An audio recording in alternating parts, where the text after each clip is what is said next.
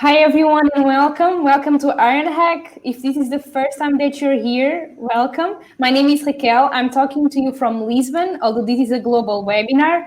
And because of that, I'd love to know where you're from. I saw that some of you already saw that we have a question on the poll. We'd love to know what's your background on web development, if you're completely beginners to any of these topics, if you've heard of these, or if you're doing any bootcamp. We'd love to know.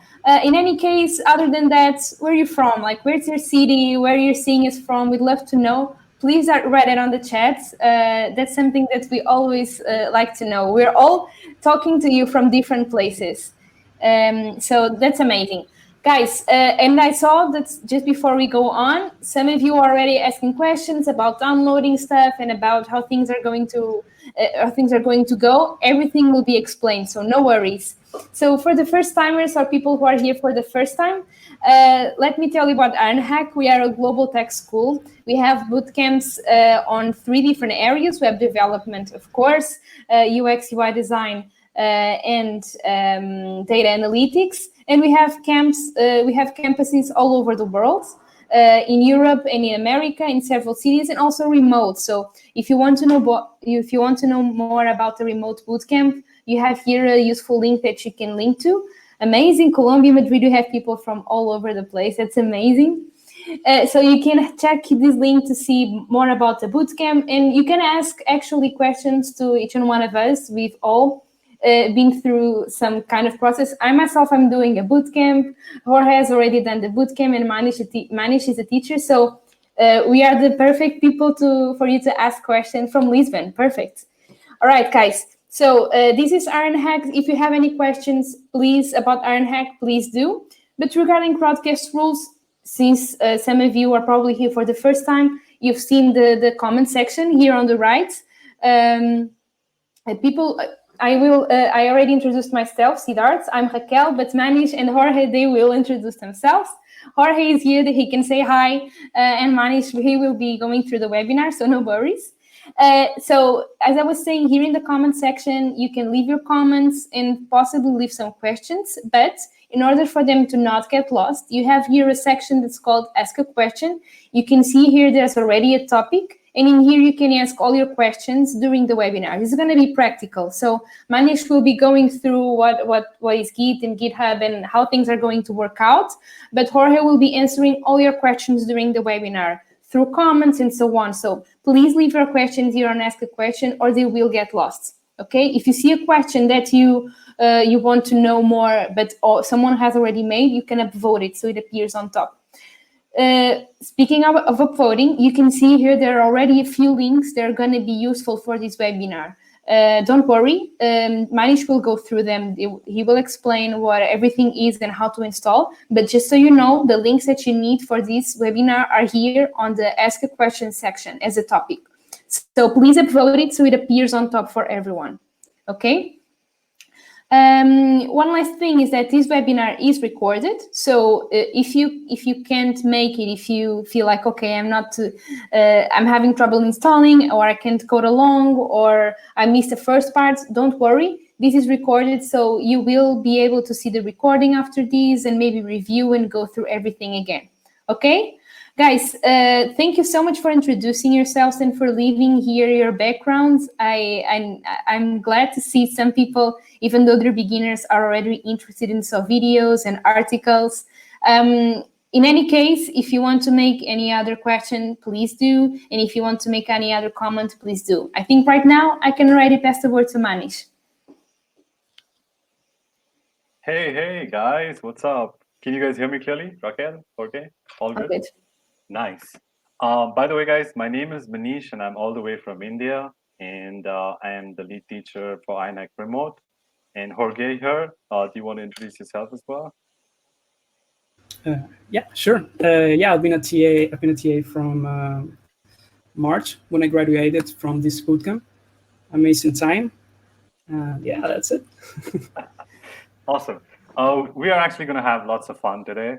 And don't worry, guys. I think I probably threw you off with that downloading instructions, but don't worry.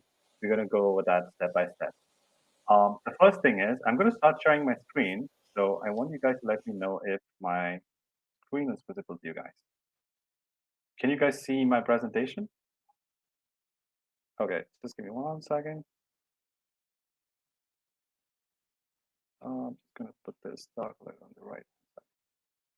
Okay, awesome. My screen is visible, right? Great. So the goal for today's bootcamp, before we actually go to the goal, I want you guys to open this link out here, okay? I've shared this link already in the Ask a Question section.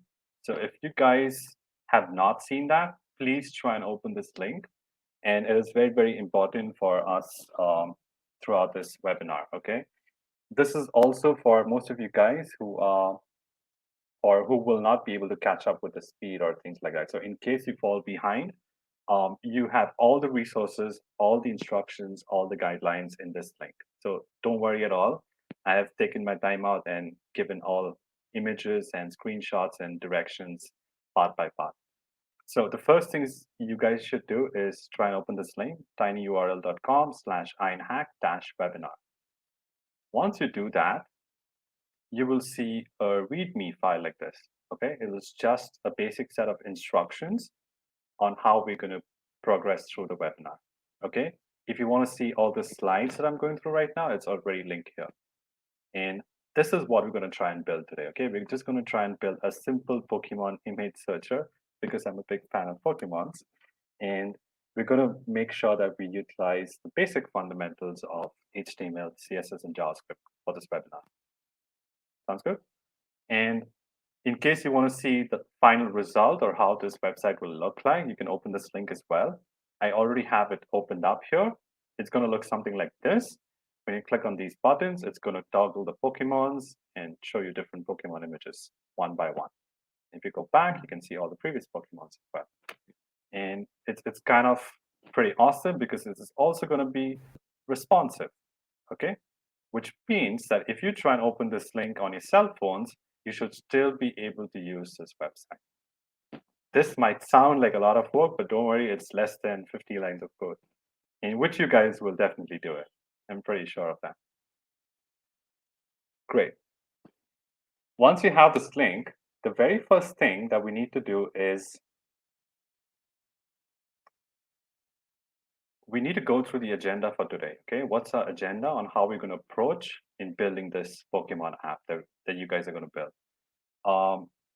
The first step for us to actually is to set up a remote environment. Now, we're actually going to mimic ourselves as though we are developers working remotely for some organization. In that aspect, working on online editors like Replit or Code Sandbox or things like that might not really help us a lot, okay?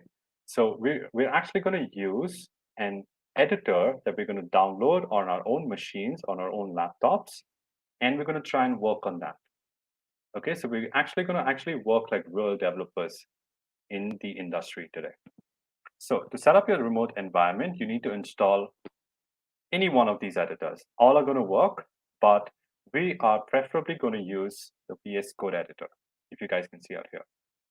So this is, again, not better or not worse than all the other editors. All are pretty good enough. VS Code is pretty handy and it's free to use as well. On the other hand, if you see something like JetBrains or editors, which are paid editors, so you might have to pay to use these editors. But VS Code for us is going to be a free editor, and it's going to be pretty handy. So the first thing that I want everyone to do right now is take some time out and try and install VS Code if you haven't done that. Okay, this link is also shared in the Ask a Question section in your Crowdcast link. So if you want to find this link, you will also get it there. So once you open this link, I'm going to try and open this link for you guys and show you what are the actual steps you need to do to download VS Code.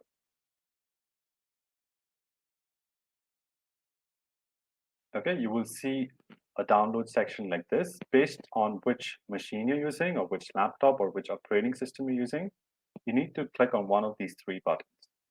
Okay, I know most of you are either on Windows or on Mac, but if you're on Linux or Ubuntu or any one of those, you can also choose these links. Okay, it's probably going to take you a while to download. Probably it's because it's a 50 MB file. So that's not a problem. You can just install it in your own time.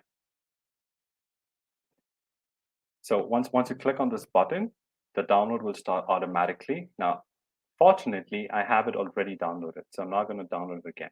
But in case you do, it'll download it automatically, and that's it. Your setup is done for VS Code. Okay, so I'm going to wait for a few minutes because I know some of you guys are new out here and are seeing this for the very first time. So it would be really nice if you could install this software for today.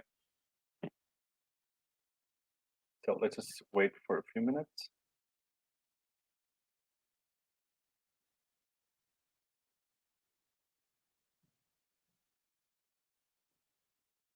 Okay, in case you have any questions at this moment, please feel free to ask them in the chat because I'm looking at it right now, so I'll be able to answer them. In case you're having downloading issues with VS Code.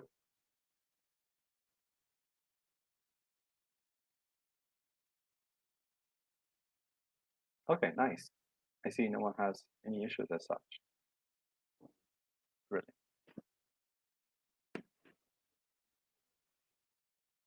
Okay, there's also another tool we will be needing, but if you guys are having issues downloading it right now, not a problem. We are going to go over this again. Also, if you check the documentation, the tiny URL link that I shared earlier, there is a step-by-step guide which I've mentioned on how to download Git in your machine. Okay? Anyone having trouble hearing me? Is it better now, Joseph? My voice?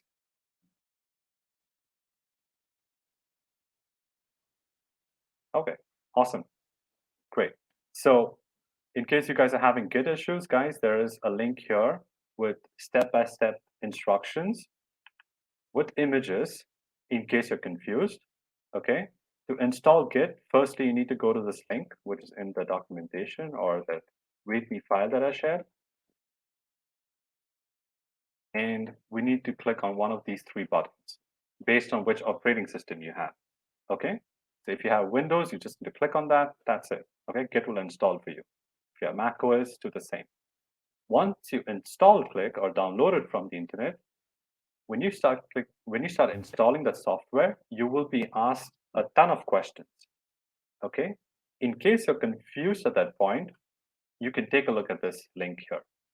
This link is already present in the main link that I shared for webinar materials.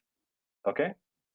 At the bottom in the download section, there is this link here with an extension or hyperlink. Okay. You need to choose all the default options which Git tells you. Okay. There is nothing that we need to do extra. Whatever it says, just keep clicking next, next, next. That's it. Just keep clicking next, and we're going to choose all the default options one by one. Yeah, also Git is free, so it's pretty awesome. Everything that we're going to do today is using free tools. So yeah, keep installing Git. Don't worry if you're having troubles because we're eventually going to get to Git probably halfway through the webinar. Okay. In the beginning, we're only going to try and use VS Code for our issues. So you can actually refer these images out here to see what options that I had chosen while installing Git. You might see the layout slightly different if you're on Windows or if you're on Mac OS.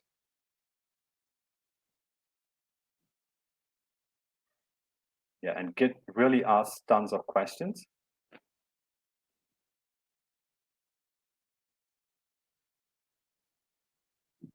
Okay. I hope at this point everyone has finished downloading VS Code. Okay, that's all that we need right now to begin our webinar and to understand how do we approach building this Pokemon application. Okay, so let's get started. So I know all of y'all are pretty new mostly, so we're going to dive into the brief history of HTML slightly and to know why HTML, CSS, and JavaScript are really crucial for web development. We will see each one of them slightly in detail, and then we're going to come back to Git, like I mentioned. Okay, and we will try and see how to use Git and Github. to actually put our code online on a website and share it with other people. Okay, and the project that you guys are going to build today, you will have a URL on the internet and you will be able to share it with your friends as well. Okay, awesome. So what is HTML, CSS, and JavaScript in general? Okay, these are the three most important terms that you might have heard while reading about web development or researching about web development. Let's go through each one of them slightly in detail. Okay, so HTML, the full form basically stands for hypertext markup language. Okay, you've got to know that this is not a programming language. There's a vast difference between what is a programming language and what is not a programming language. HTML is a markup language. Okay, it only tells your browser how to show certain content to the user, whether to show it bold or whether to show it underlined, or whether to show it in a paragraph format, okay, or whether to show in an italic format. These are the things that markup languages basically do. They are for the web browsers and also for humans looking at those web pages. It's actually going to make it easier for them to read and understand. CSS, on the other hand, is going to style those markup languages for you, adding those fancy animations and colors and graphics. All that is done through CSS, okay? It stands for cascading style sheets, okay, which means basically it's allowing you to style your CSS or your HTML in some way. But the most important topic amongst these three are definitely JavaScript, because it's slightly confusing and it's slightly way more advanced than all the other two things that you all saw, okay? JavaScript in this case is actually a programming language, okay? It's actually going to help you all to write some logic, like write some conditions, add some interactiveness in your web page, to do some amazing DOM manipulation or something like that, to change content in your HTML dynamically. That's what DOM manipulation basically means. And also, another important thing to know is please don't confuse Java with JavaScript, okay? These are completely different languages and they serve a very different purpose.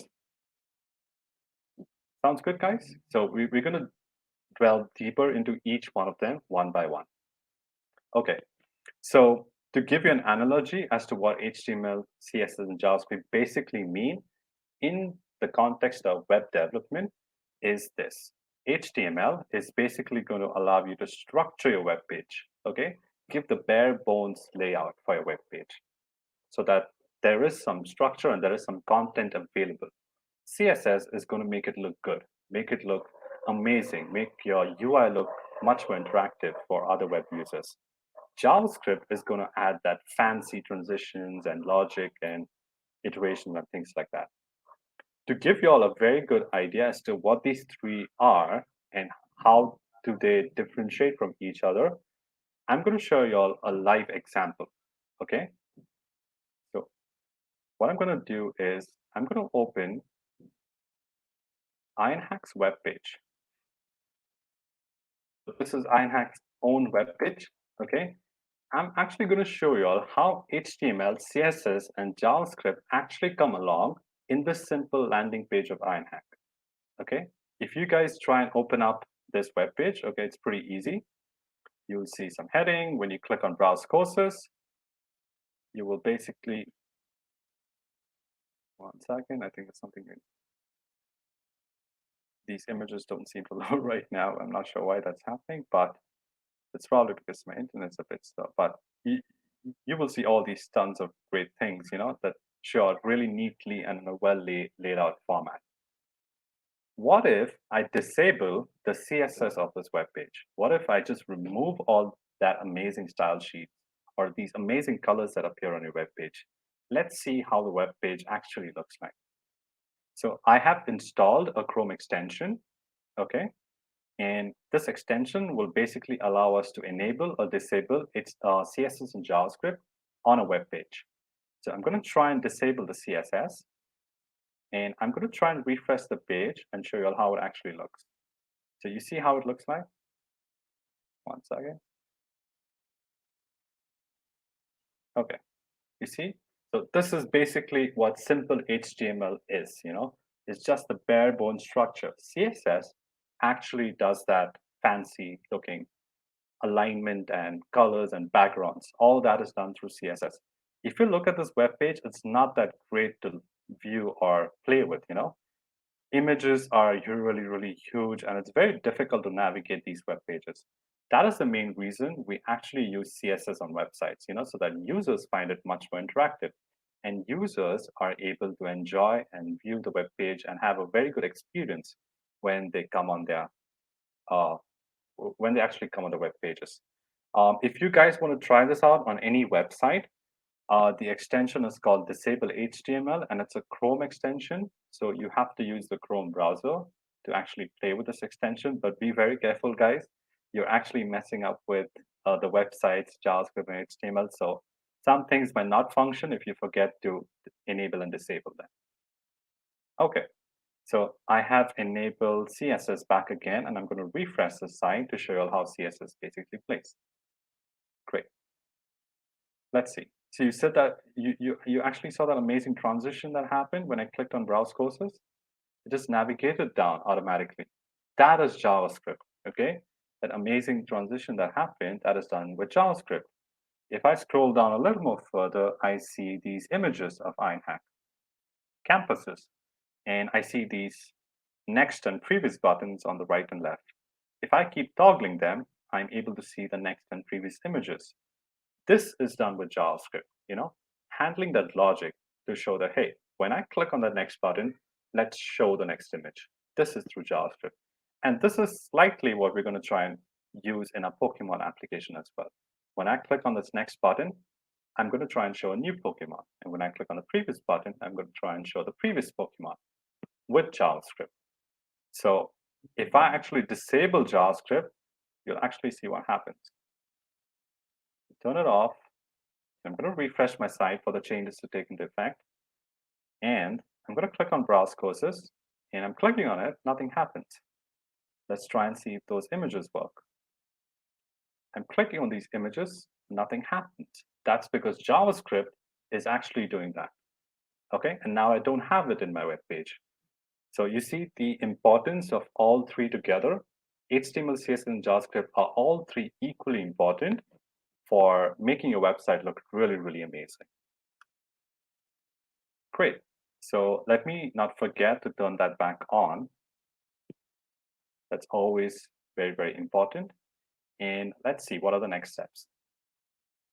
So we actually saw what these three are. We'll actually try and dive a little bit deeper into what HTML is and why we need them. Okay.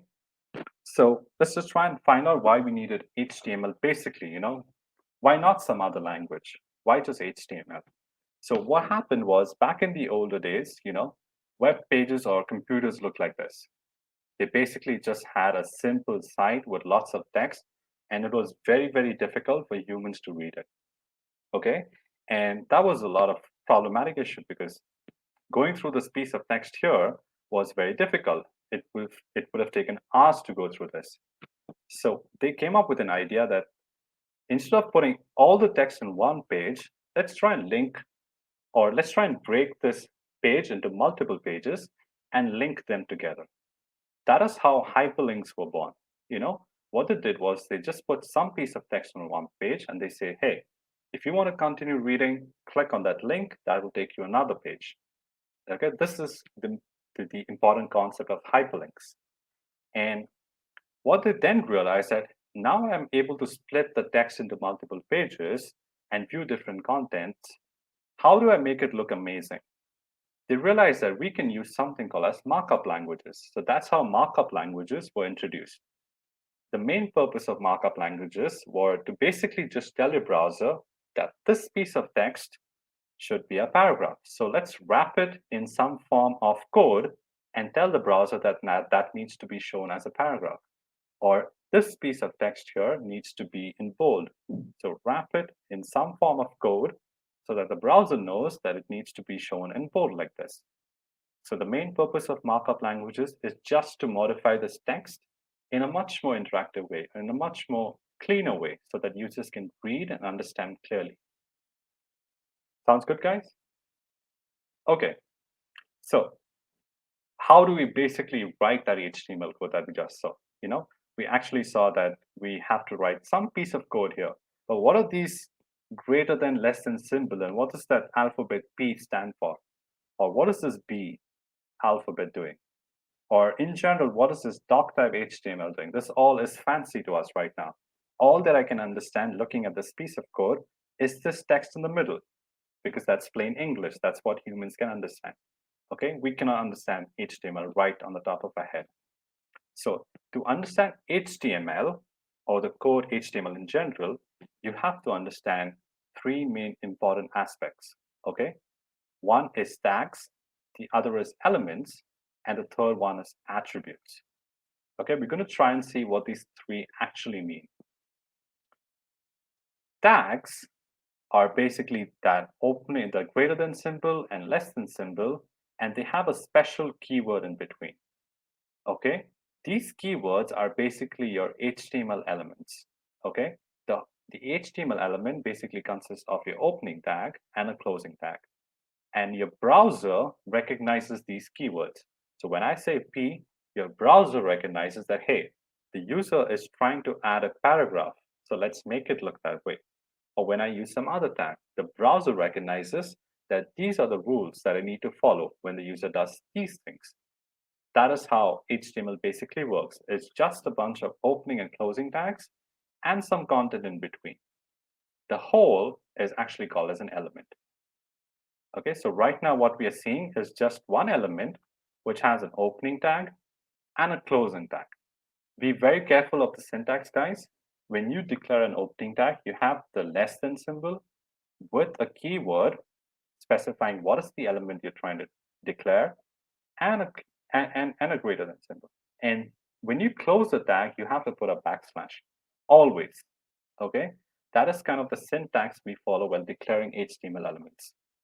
Now, the other important thing to note is not all HTML elements have these closing tags. There are some elements that don't have these closing tags. Now, when we actually start off with coding, it is going to be very difficult because we don't know whether to put a closing tag, whether to not put a closing tag. At this point, you must always try and research up on Google, try and read up documentation and see, hey, what is the syntax? And the more you keep doing, the more projects you build, the more you keep practicing, the more you get used to the syntax. So the next time you type in a P tag, you will know, hey, that has a closing tag. And the other fortunate thing for us is because we're using VS Code, when we type in something in VS Code will automatically let us know whether it has a closing tag or whether it does not have a closing tag. So that's all about tags and elements. Attributes are something that go within the opening tag. Remember, guys, the opening tag is here, which starts off or kicks off that element. The closing tag ends that element. Attributes are something that are declared within the opening tags. Okay, they consist of keys and values.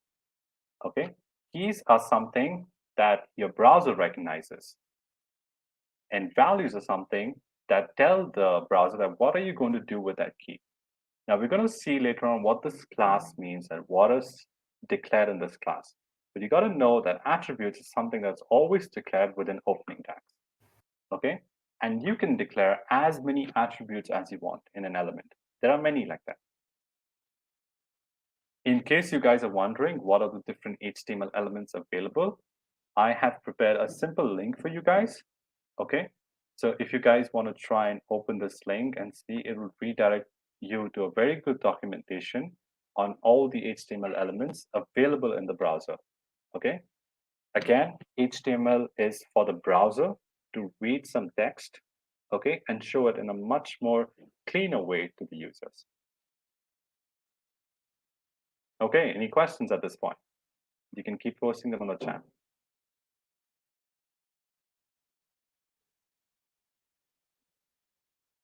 Nice. It seems like everyone's doing good. Okay. Awesome.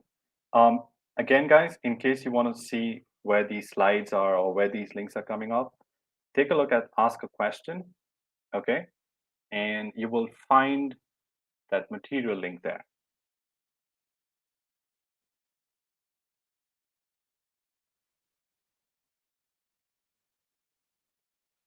Okay, awesome. So what I'm going to do today is we're going to read and understand some simple HTML elements and some simple tags. Okay, now as I mentioned, not all of them are opening and closing tags. Some don't have them, some have them.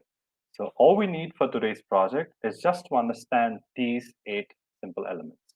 I guess there are 8. Yeah, there are 8 elements. Okay. Most of them are default elements, which basically means that every single website by default has them. For example, the first 4 elements that you see here are always there on every single web page that you view on the internet. Okay, they have to be there. That is a rule that is defined when you actually show HTML pages on the browser. And we're going to see why and how to define them. The 2 most important things that we're going to see here are these 2. Okay, these are basically the 2 most tags that we're going to use to show like fancy images and fancy Pokemons and those fancy buttons that you saw on the screen. Okay, that is actually done with one of these 2 images. The last 2 links are very crucial as well. They basically are used to link HTML with CSS code and HTML with JavaScript code. Okay, so those 2 tags basically serve that purpose. Great. So let's talk a little and let's start writing some code. So the first thing I want you guys to do is try and open up your VS Code editor. When you actually open it up, you will see something like this. Okay, you will see a very simple welcome page, okay, with some nav elements at the top and with some nav elements on the left-hand side. Okay, I'm going to start writing my code in some specific folder on my machine so that I can keep a track of what I did in the webinar. I've already created that folder online on my machine. I'm just going to try and open that folder. So to open a new folder or a new file, you have to click the buttons here. I'm going to try and open a new folder. And I have created this empty folder called as Pokemons. And I'm going to try and write all my code here. The first thing we do is open this folder, and it's going to take a while. And you see something like this. And we're going to try and get rid of this welcome page here.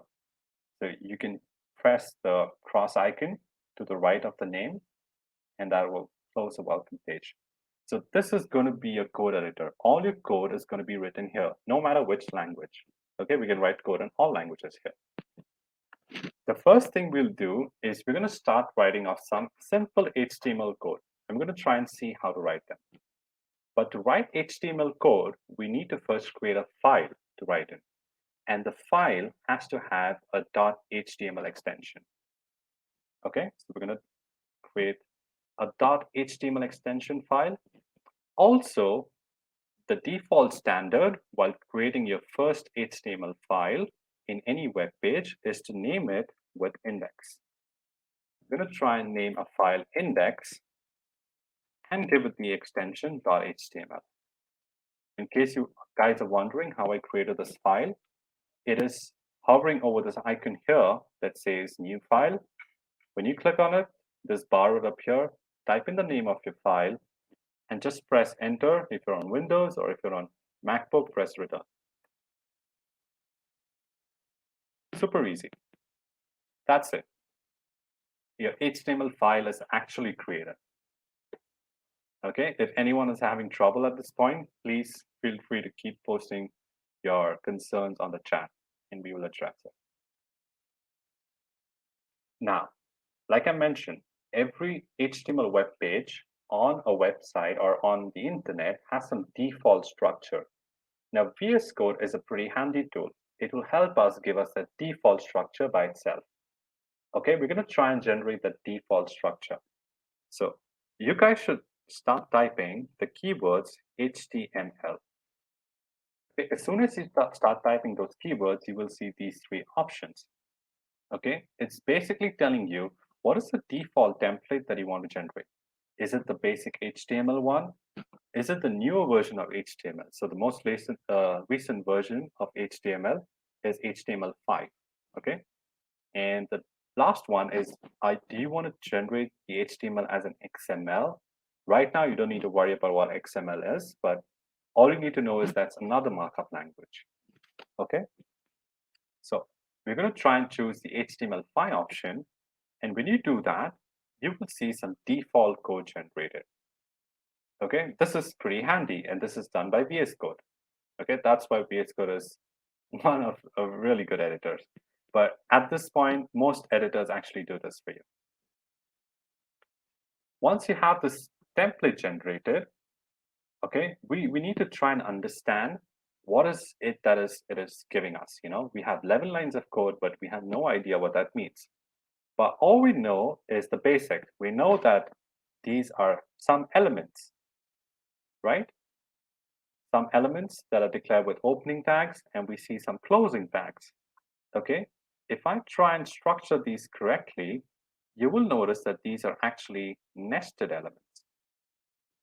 So there is a default element that says exclamation dot type HTML, okay?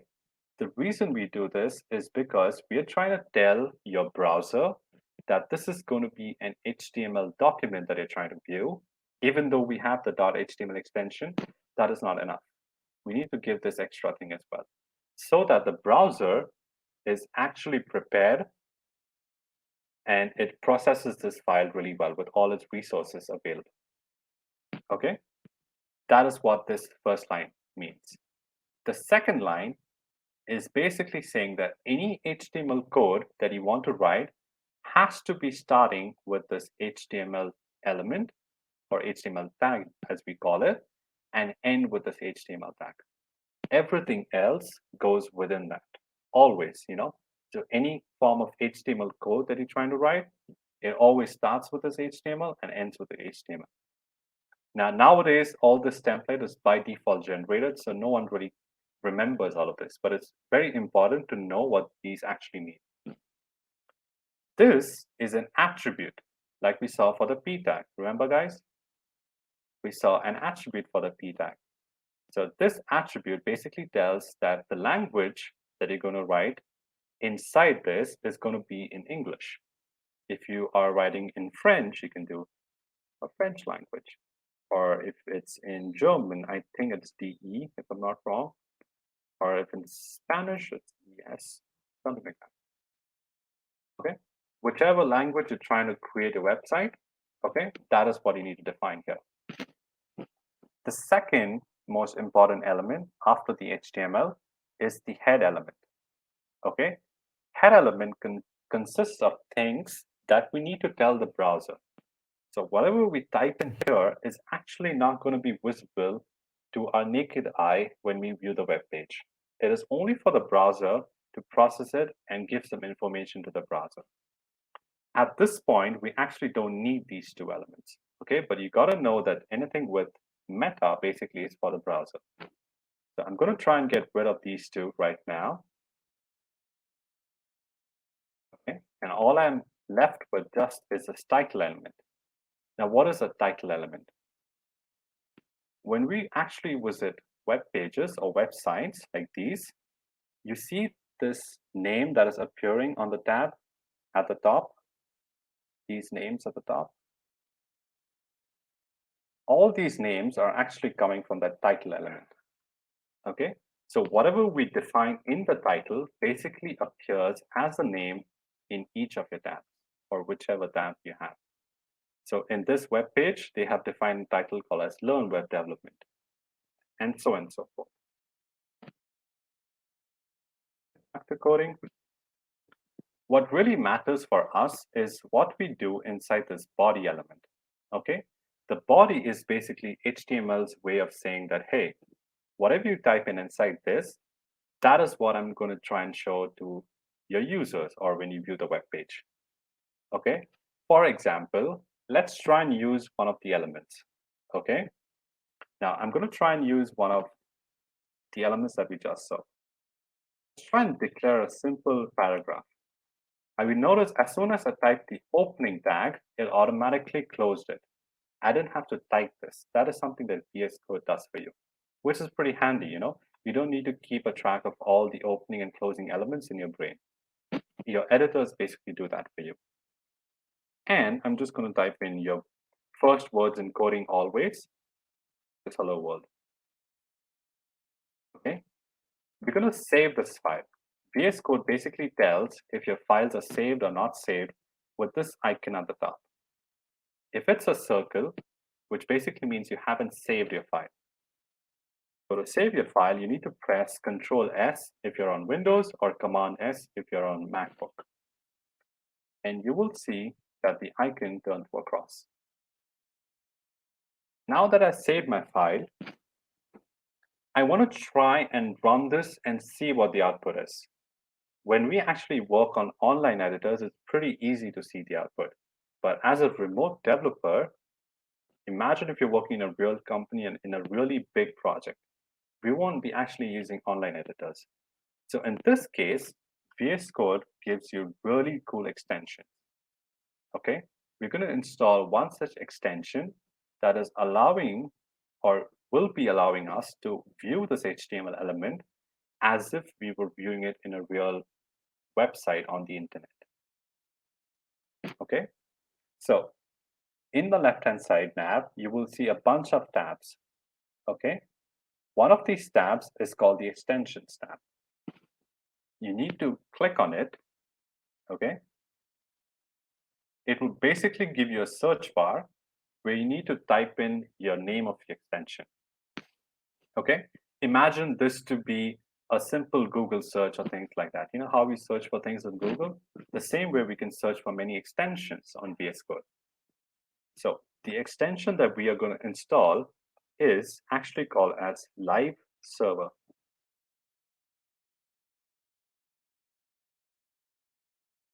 You guys see the extension? So this is the extension we're going to install. Okay. And the extension is by a developer called as Rithwik Day. All the others, we don't need to use them right now. We're just going to use this extension. Actually install this extension, you need to click on it, okay, which will open the web page.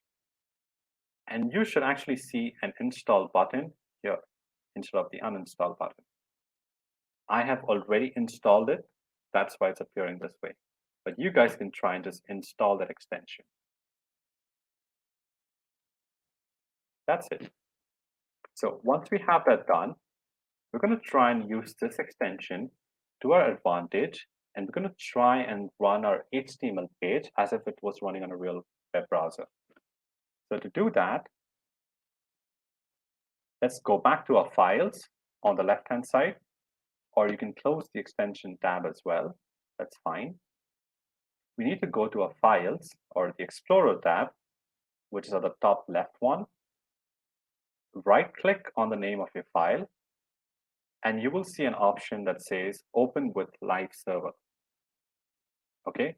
Once we click on that, VS Code will automatically try and open this document as if it was running on a live URL or a live internet page. Okay. Don't worry about what these numbers are, but all we need to worry about is our content is actually getting viewed. Now I'm zooming in because it's going to be easier for everyone to see. But it's actually pretty small if you look at it. The good thing about this is if I make any changes, it's automatically going to update it for me. I'm going to try and dock this on the right so that I can show you guys what the changes look like. And I'm going to do hello people. And I'm going to save this file. As soon as I save it, you see it changes that text to hello people directly. Okay, this is a pretty handy tool so that you don't need to keep refreshing or launching your web page again and again. Just make some changes, edit it, and save it. Okay, that's more than enough for you to run this project. Okay, any questions at this point? No? Awesome. Great. So like I mentioned, we're going to try and use those elements that we saw on the slides. Okay, we've already seen the first 4. We're going to try and see the next 2 elements right now. And then we'll slowly move on to the last 2 elements. So the first thing that we need to do is try and see what that image element is, or the ing element is. I'm going to get rid of the speed tag because I don't need it right now. And I'm going to change my title to something that resembles my web page.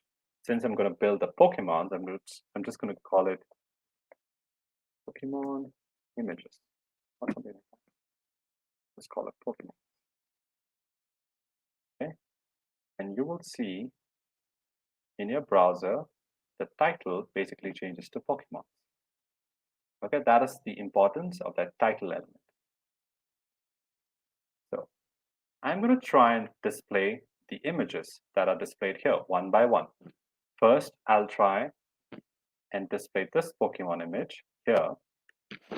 Okay, then we'll try and create the section out here without the image, and we'll create these 2 buttons. Now, these 2 buttons are again images, guys. Okay, we've not styled it in a really cool way. These are images that we have used.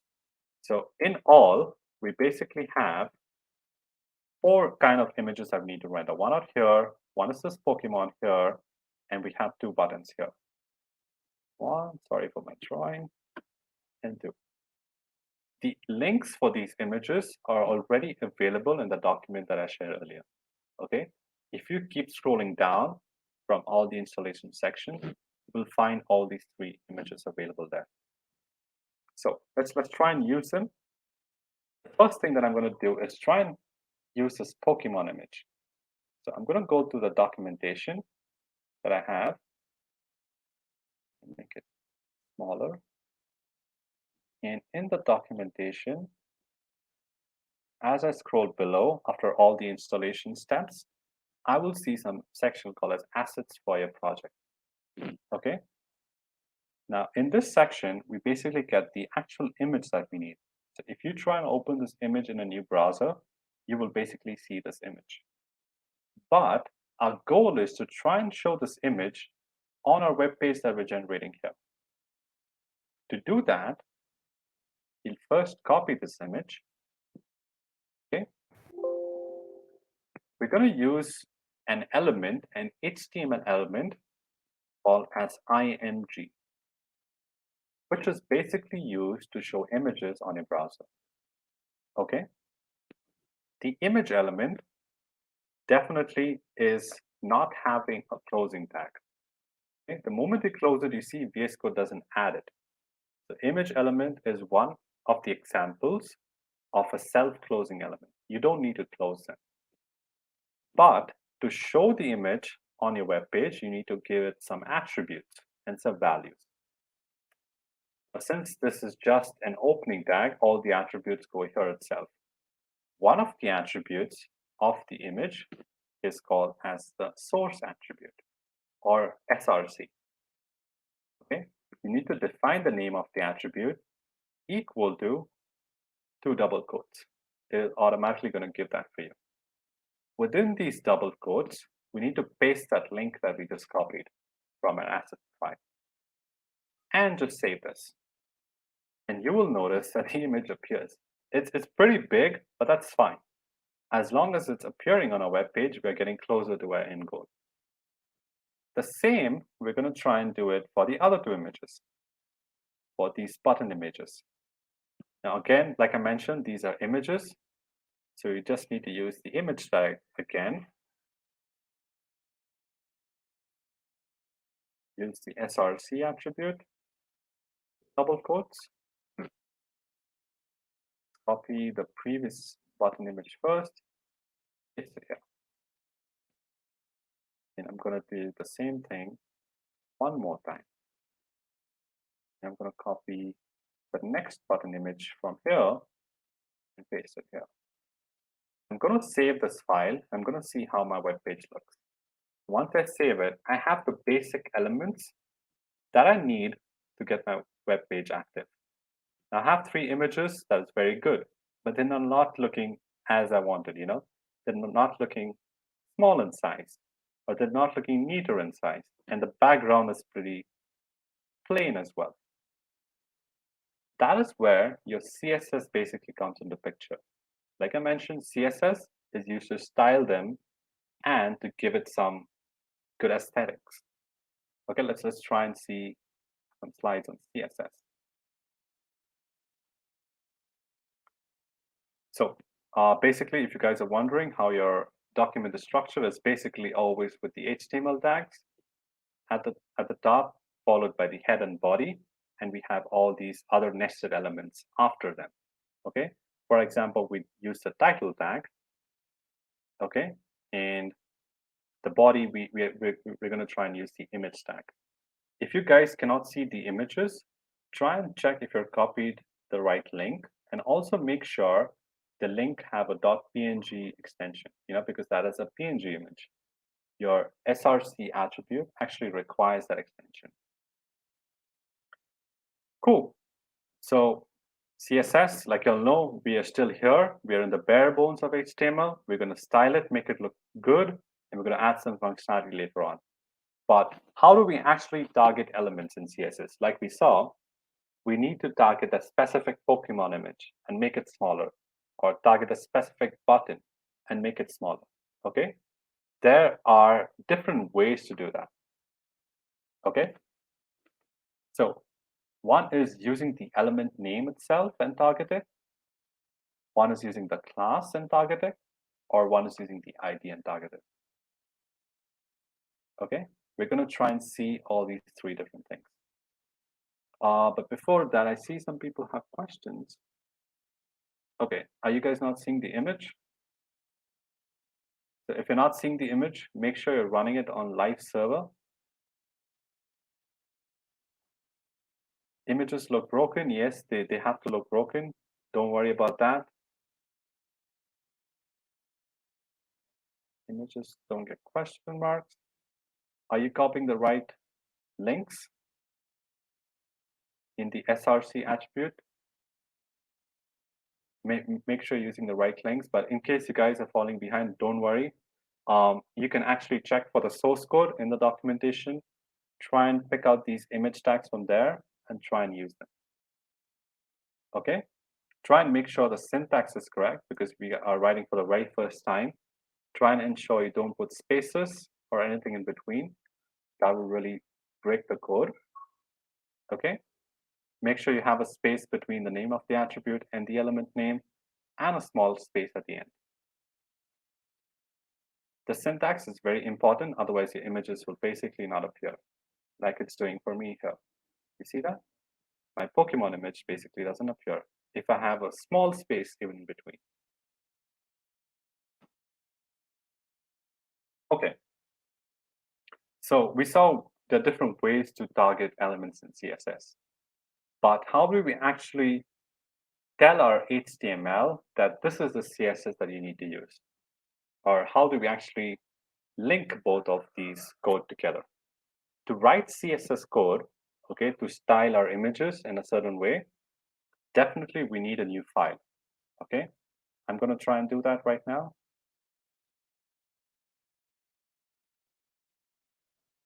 So to create a new file, click on that plus icon here, which says new file, and create a new CSS file. Okay, you can call your file whatever you want in CSS. That really doesn't matter at this point. Unlike the index.html file, it really matters that your first HTML file is called index.html. Okay, but in CSS, you can name it whatever you want. I'm going to call my CSS file as style.css, for example. Okay. The other important thing to know is your CSS file has a .css extension. Okay, that is the only way to write CSS code, because we have to tell our browser that that file is of a cascading style sheet extension. So all your CSS code goes in there. Once you've created the file, press enter, and it will open an empty file for you. But before we actually write in some code, we have to link these two files together. Okay, to link these two files together, we have to use another HTML element. Okay, that other HTML element is this link element that I was talking about. Okay, this link element is basically going to help you link your HTML and CSS files together. So let's do that first. Let's go back to our code. And the question is, where would you put that link tag?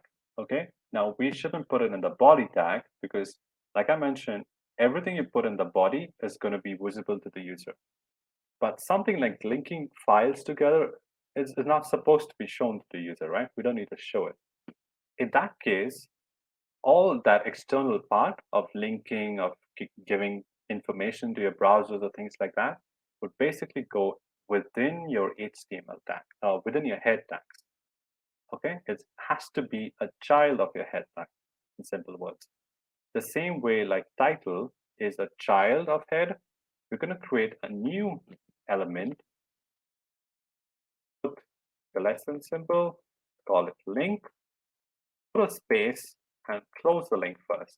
Okay, so the basic structure is getting that element laid out correctly. Again, link, as you might have noticed, is a self-closing. Okay, it doesn't have an opening tag and a closing tag. Now, to make sure that this HTML page knows that it has to get linked to this style sheet, we have to put some attributes on this link tag. Now, there are two important attributes that you need to put. One is called as well, equal to, which basically tells what is the relation that you have in this HTML page. I'm going to say that this link is going to be linking to something called a style sheet. Okay. I also have to tell that link tag that where to find my style.css file. Okay. The attribute for that is called the href attribute, which basically tells that where to go and look for my style.css file. Since both of them are present in the same directory, in the same folder structure, I can directly just name my file here. Now, my CSS file is linked to my HTML file. And now I can target these images, put some styling, and do whatever I want. Does that make sense? So, first thing is, let's target these images. Okay. Going back to my slides, there are three ways to target it. One is using element, the element name itself, like img. One is using a class attribute, and one is using an ID attribute. Okay, I'm going to try and use all three of them in today's project to show you all how it actually works. In case you guys have missed some part of the code or are missing something, please take a look at the link that I shared. It has everything, even the source code. Okay, so whatever code we're typing here, it's already there in that link. So don't worry, guys. And plus, this is recorded, so you guys will anyways be coming back and watching the videos. So let's try and link or target this image tag with a class attribute. So I'm going to define a class. Okay, is this better? Nice. And I'm going to say that a class equals to something. Now, the good thing here is you can call your class whatever you want. Okay, it's up to you. It's up to the user or up to the developer who is coding to decide what is the class name that you want to give to that image. I'm going to call it title. Okay, the reason why you have to name it is because you are going to use the same class name and link it with your CSS file. So I'm going to open both these files side by side so that it's easy for you guys to follow. Okay. Now, the important thing to know while using classes in HTML is to link them together with your CSS. You have to use a dot. The first thing is you have to use a dot. The second is you have to type in the name of your class, okay? Then you have to put opening curly brackets and closing curly brackets. And all your CSS animations, colors, backgrounds, they basically go within that curly bracket. Is that making sense, guys? Your basic syntax of CSS. So we basically are trying to do this. You're basically creating a selector, whether it's an element selector, class selector, and ID selector.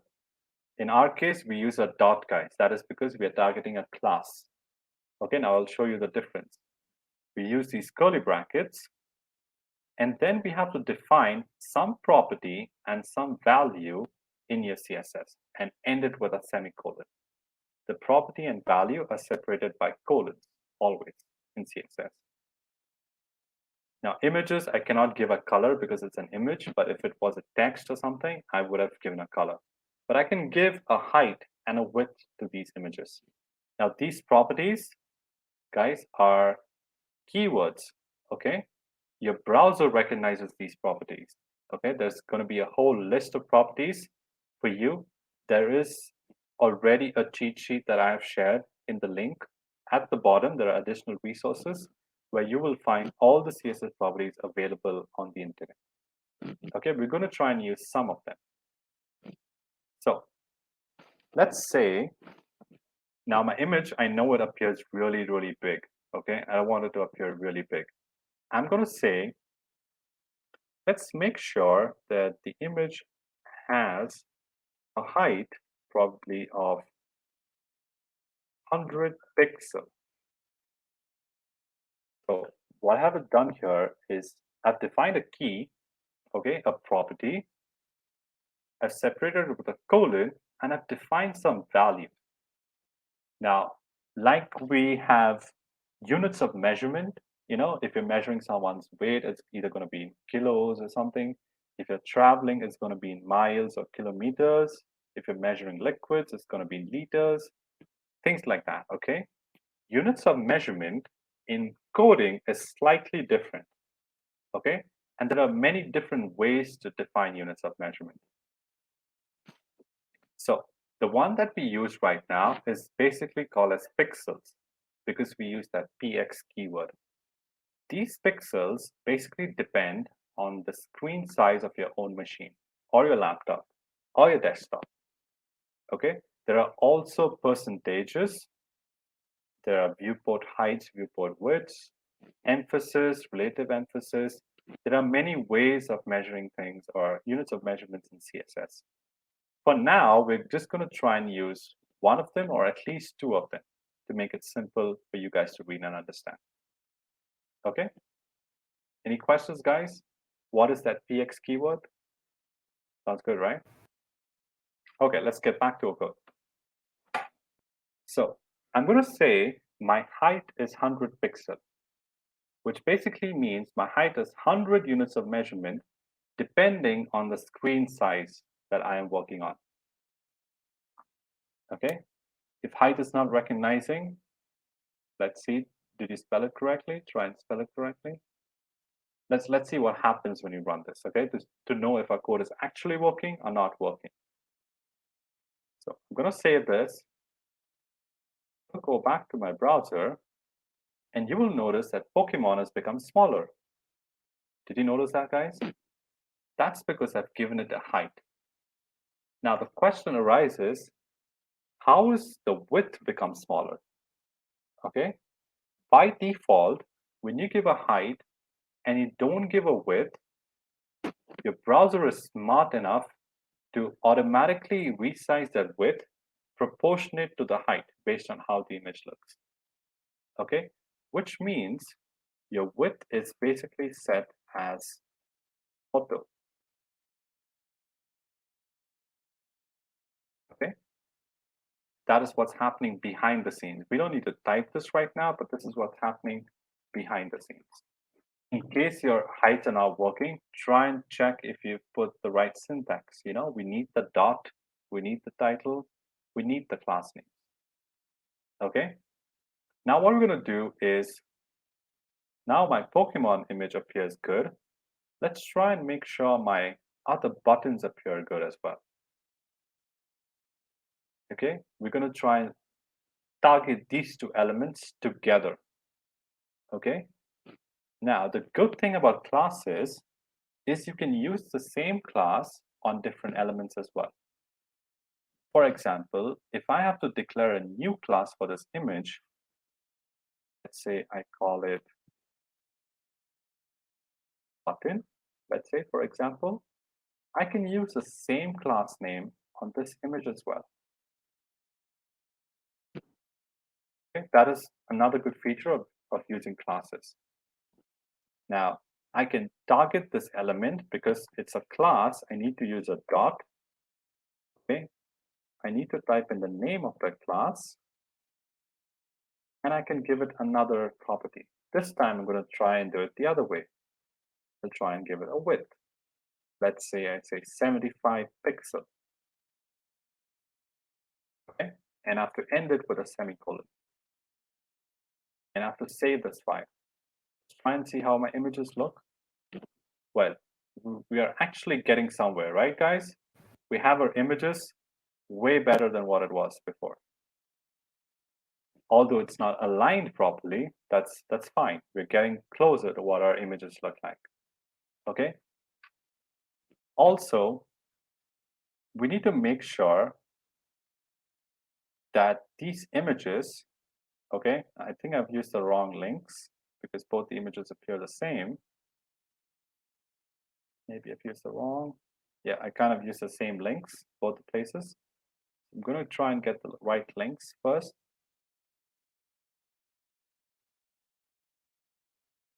Oh, the images have the same link. No problem. That's kind of something wrong here. But you can actually go to the source code and get the right image links if you want to. So right at the top, there is a source code here. In case you guys want to get the right image links, you can open the index.html file here and try and get that right image link. I'm going to try and do that from here. Let's try and use it. And that should be good.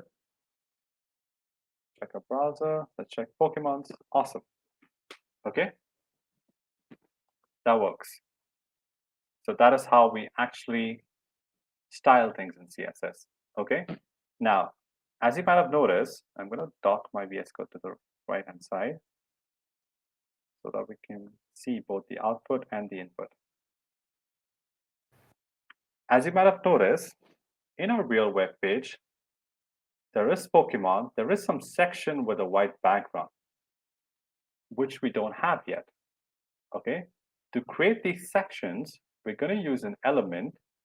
Okay. And we're going to call that element a div element. If you guys can see my code. Okay. The div is basically used to group certain elements together, or basically just to create a simple container on your web page. That is where divs are used. Nowadays, there are way semantic elements or much more recent element called as sections or articles that are used. But for simplicity, we'll just try and use a div. Let's close this div. Okay, we're going to leave it empty because, as you might have noticed, there is a Pokemon image. But we're going to try and add the Pokemon image with JavaScript, not with CSS. So we're going to keep the div image empty. This time, I'm going to use an ID to target the image or target the div, not a class. I'm going to give the div an ID attribute. Okay. Again, one is not better than the other in some ways, but there are different pros and cons with using classes and IDs. The pros with classes is you can repeat your classes on different elements so that the same classes get applied. But IDs cannot be repeated. It is to uniquely target a specific element. In this case, I'm just going to call this ID as Pokemon. Okay. And I'm going to try and give this ID or try and make it look like this with a white background. But unfortunately, my background is already white. okay, which is not going to work with my code right now. So we need to figure out a way to give this really fancy looking CSS background. Okay, we're going to try and figure out a way to give a really fancy looking CSS background. Now, fortunately, I think I've shared the link with you guys, but you guys should actually have this link as well. Okay, if you guys try and open up this link, uigradients.com, okay, you will basically get a simple web page that has really good fancy looking backgrounds. Jorge has shared the link in the chat as well. You can try and open that up. I try and open this link up, which I'm basically going to do here. This is what developers actually do, you know? Not everything is written from scratch. We try and look up resources, ask questions, try and research online, and try and find the most optimal way to code faster. Okay? And this page is basically giving these fancy looking backgrounds for you. And you can choose whichever one you want for your project. Okay? Everything's going to look good, hopefully. So, for example, I will try and use, I'm not able to find my gradient that I'm looking for. So on the top left bar, there's a section that says show all gradients.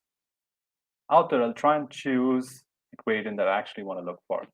Now, I'm going to look for something oranges, but you guys can try and use whichever one you want, or something dark in color. So let's try and pick one. Now, choosing the right gradient is very, very difficult. Okay, this looks neat. Also, it's not that bad.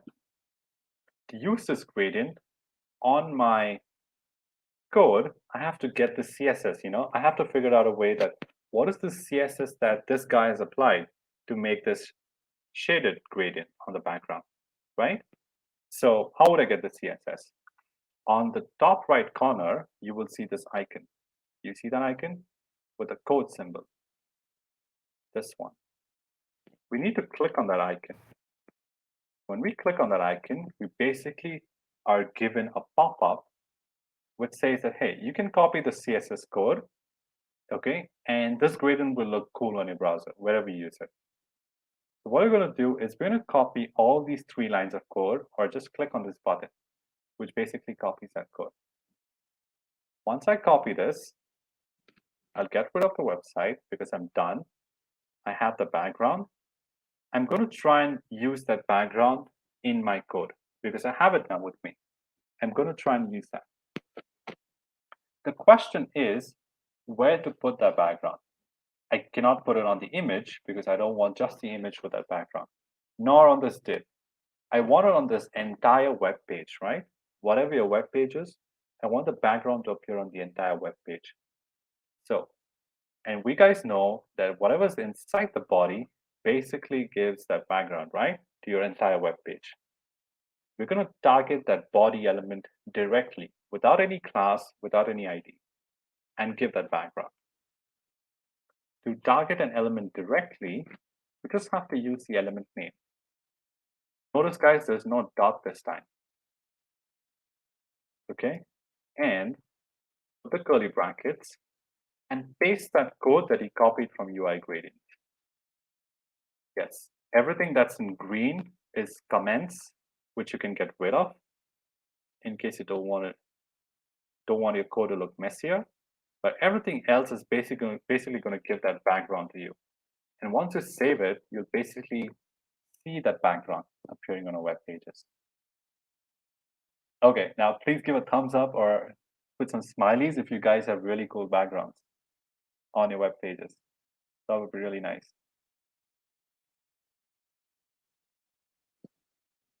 Again, there's really, really complex things going on here, which you don't need to worry at this point. Okay, but all that we need to know is this is something that does the background for us. Okay, this adds the background in our web pages. Cool. I'm going to get back to my coding and let's see what happens. Okay, same as how the div is used to create a container. Now, okay, now we're actually going to use that div to create that white looking container like we saw on our web pages, right? We need this white container to appear. How do we do that? It's super, super easy again, okay? We need to target this element and give that a background color, white in color, as easy as that. So let's do that.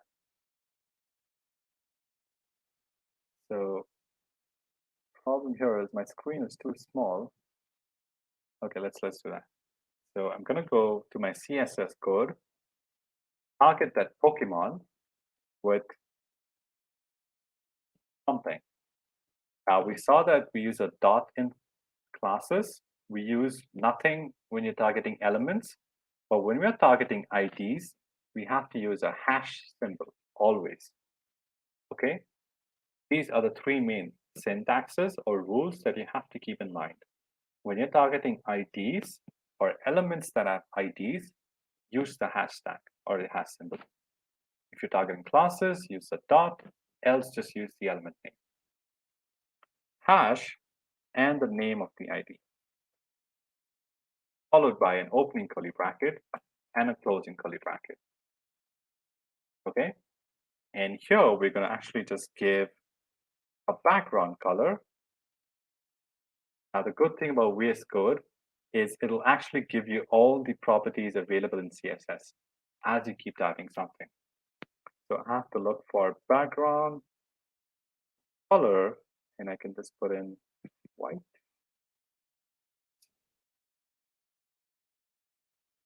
Okay.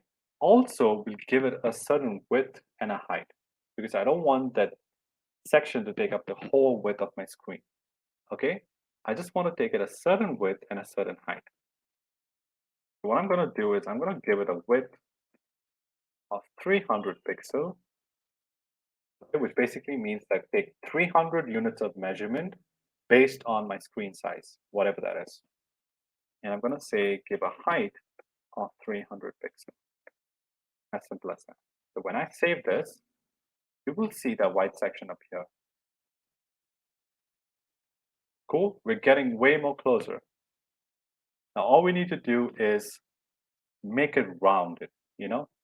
The section that appears right now is basically not rounded. It has pointed corners, okay?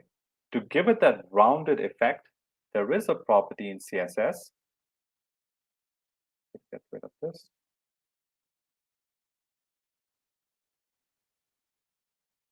Okay, there is a property in CSS, and it's actually called as border radius. Okay, you can give a border radius anything ranging from 0 to I think 20 pixel or something based on the width and height of the container at this point. So if I gave a border of let's say 5 pixel, okay, as I save it, you notice that the border turns rounded. It's giving that rounded effect. If I make it 15 pixel, it's going to make it even more rounded. If I make it 20 pixel, let's see what happens. Yeah, way more rounded. That's something that we want, right? We have rounded elements now in a container. Cool.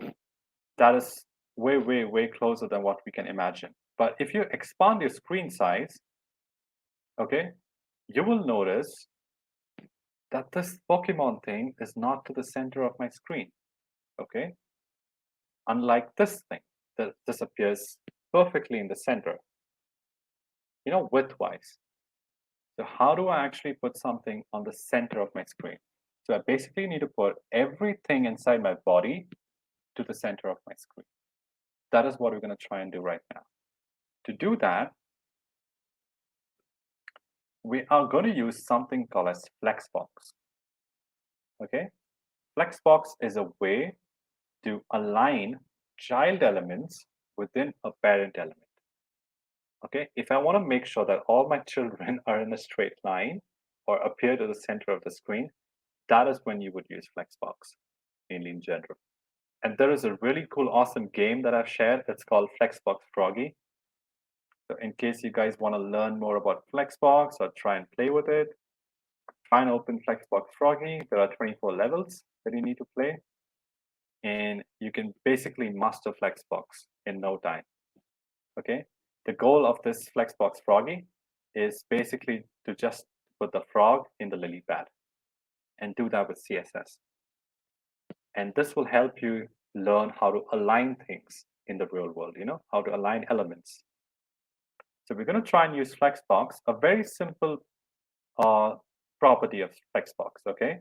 We're going to try and tell our body that to align everything in the center.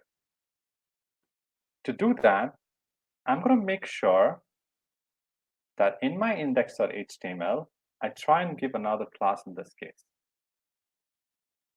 Yes, Anna, I did create a div called as Pokemon, and I called it Pokemon with an ID, okay? And I styled it with the hash. Only then we will be able to see it.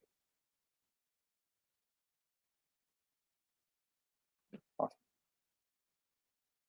Okay, so what I'm going to do is I'm going to give an extra class to this body because I don't want to change the background. I don't want to add my styling in this case. I'm just going to try and show you all a different way how to style things multiple ways.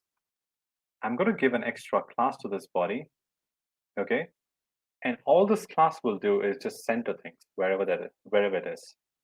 If you don't want to give a class, that's perfectly fine. You can remove the class as well. And this will still work if you put all the CSS that I'm going to do right now inside the body tag. I'm going to show you all how to add multiple styles to a same element in different ways. I'm going to add a class. I'm just going to give it some random name. These names don't really matter as long as you use them in your CSS. I'm going to call it center. I'm going to say that, hey, center. So I need to target that class with the dot, name of that class, with 2 curly brackets. Now, there are 3 very important properties in Flexbox. Sarah, no, you cannot write the body tag more than once. So HTML, head, and body can be written just once in your single web page. If you have multiple pages, then you can have multiple bodies in different HTML files. But right now, we can just have one body, one head, and one HTML. Coming back to our center. To center it, I'm going to give it these properties. I'm going to say, not grid, sorry. Try and use the Flexbox display property. Okay. And I'm going to say align all the items within that container, or align all the child items to the center. Okay, which is basically vertically aligning them to the center. And I will also say justify them to the center. Something like that. Okay.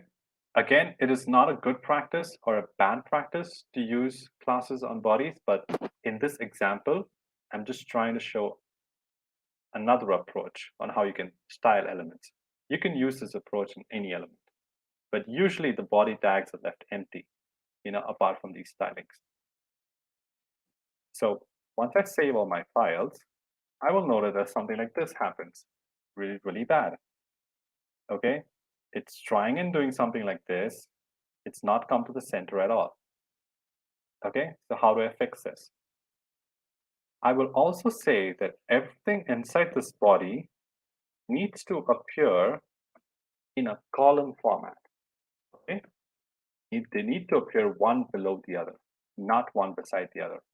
And the moment I do that, it appears in a column format. That is way, way cooler, right? Just these 4 lines of code basically did a lot for us. Okay, now getting used to these properties, don't worry guys, as you keep practicing different things, you will learn new stuff. But I noticed that the buttons also come in a column-wise format. Okay, I don't need to put the buttons in a column-wise format. I need to make sure that the buttons are beside each other rather than a column-wise format. So what I'm going to do is in my index.html, I will make sure that these buttons are in a single container. The reason being, because in my style.css, the moment I did flex direction column, okay, it basically aligned every single element in a single column, one by one. That is the reason why these buttons appear one below each other. But I don't want these buttons to appear one below each other. So what I'm going to do is I'm going to just wrap this image or these two buttons in a single container. Okay? So put a div and then put the image tags within the div, which basically helps us align these buttons this way. Inline styling is okay if the projects are really, really small like this one, but in a real world, in real projects, we don't really use inline styling that much. You know, it's way more easier to use external styling. The reason being because the same styles can be used in many different places. Clara.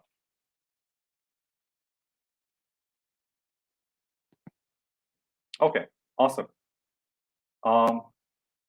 So how do the buttons appear one beside each other right now? Because we put them inside a container. So what Flex really did was wrap this in a column, put this in a column, and put the whole div in a column. It didn't dare to look at the grandchildren of body at all. Sounds good, guys? We're getting closer.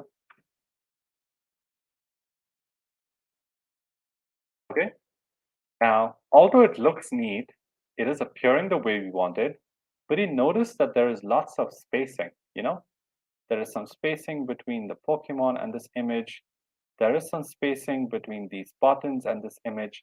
And there is, in general, spacing around this Pokemon, you know, if you noticed. We have lots of spacing everywhere. But if you look at a real example, everything is very jumbled up or close to each other, right? We need to give some kind of spacing around it. Now, to give spacing, we have to really understand how these elements really look like, okay? In HTML, every single element basically has this structure, okay? All the content is there within them. They have something called as padding, which is within the boundaries of the element. Okay, so this is the boundary of the element, the green one and the red border I'm drawing. Within the boundary of the element, we have something called as padding.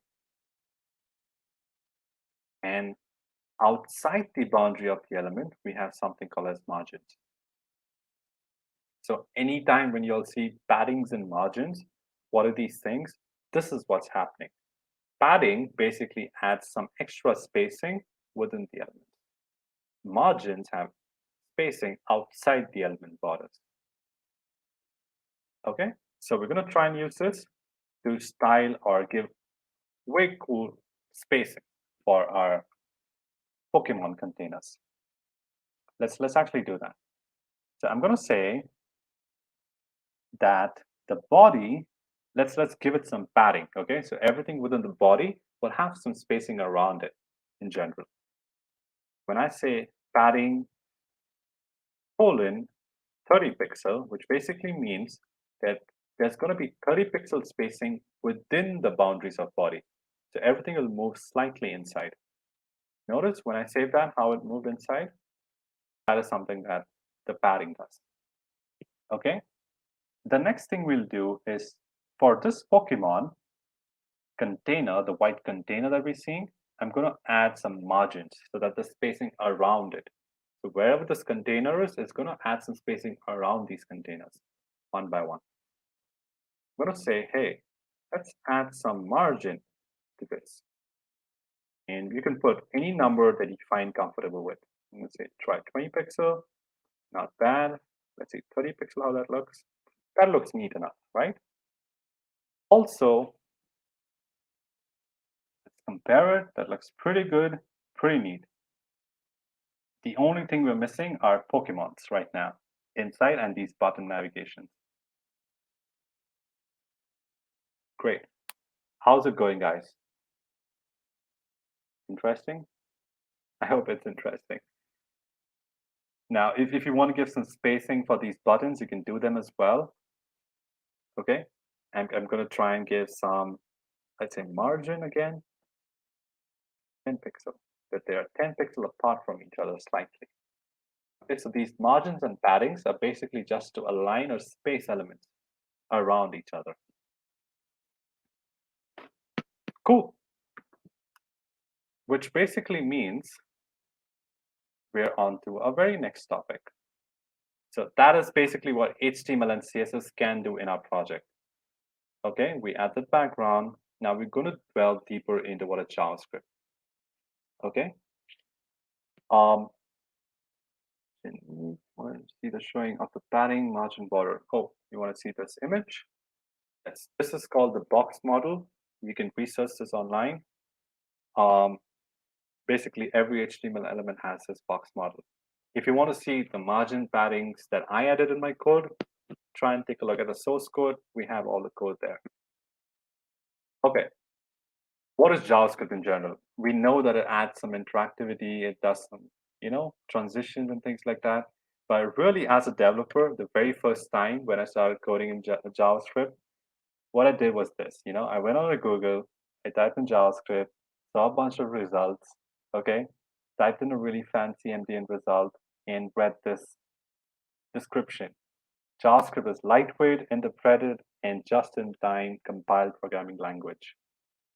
Now, as a new developer, when I read this basically didn't mean anything to me. I was really blown away. Like, hey, what is that thing that you just mentioned? Again, what do we do as new developers? Okay, we try and go to Google again. We try and research for JavaScript, and we try and see some simpler links like W3 Schools. And W3 Schools basically says way more simple words like, hey, you can update both HTML and CSS, and it's a programming language for the web. Pretty awesome. Okay, but why is JavaScript really important? You got to understand how programming languages really work.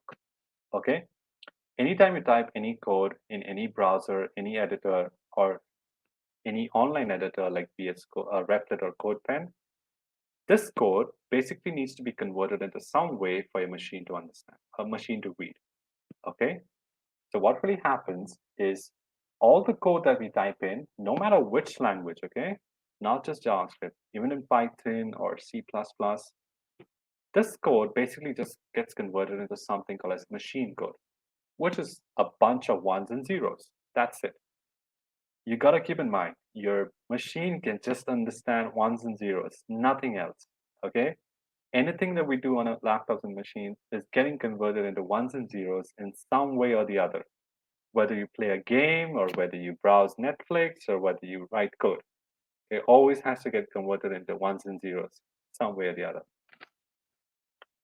other. Writing programming languages in ones and zeros is pretty hard, right?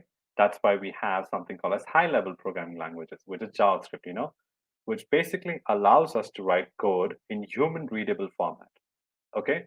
Although it's easy for humans to read it, it's difficult for machines to process it, okay? This will take, so anything we write in something that's easy for us to read, in English alphabets and things like that, those things take a lot of time for the machine to process it. But anything you write directly in ones and zeros, they take very little time to process it. And believe me, guys, there are still people who write code in ones and zeros, okay? There are people who learn machine-level programming languages. So JavaScript is a really high-level programming languages. So it's very higher up the order. It goes through many steps until the machine can understand. That is why it's called a high-level programming language, in simple words. To understand JavaScript, we need to first understand what are variables, okay? Now, we know JavaScript is a programming languages, but there are certain concepts that we need to understand. One such thing is called as variables. Variables basically are like your containers in your kitchen, okay? The same way like how you store food in certain containers, and you store it somewhere in your kitchen, and you can come back at that container, eat it, and read it. Variables are the same thing, except that you don't store food. You store numbers, you store strings, or you store some form of data that you want to edit and use it later on. That is what variables basically do. Okay, this is very important, guys, for you to understand what are we going to do next. Understanding what variables are in JavaScript. They basically are just something that stores some value. Okay, the first thing that we're going to do right now is, let's go back to a slide. This is my Pokemon code. This is my code that we wrote right now. Now, to write JavaScript code, firstly, we need to create a JavaScript file. So let's create a new file. You can name it whatever you want. It really doesn't matter at this point. I'm going to call it app.js. Okay. So again, JavaScript files go with the extension .js. Okay. Now we saw that we linked our HTML to our CSS. How do I link my HTML to my JavaScript file? Okay.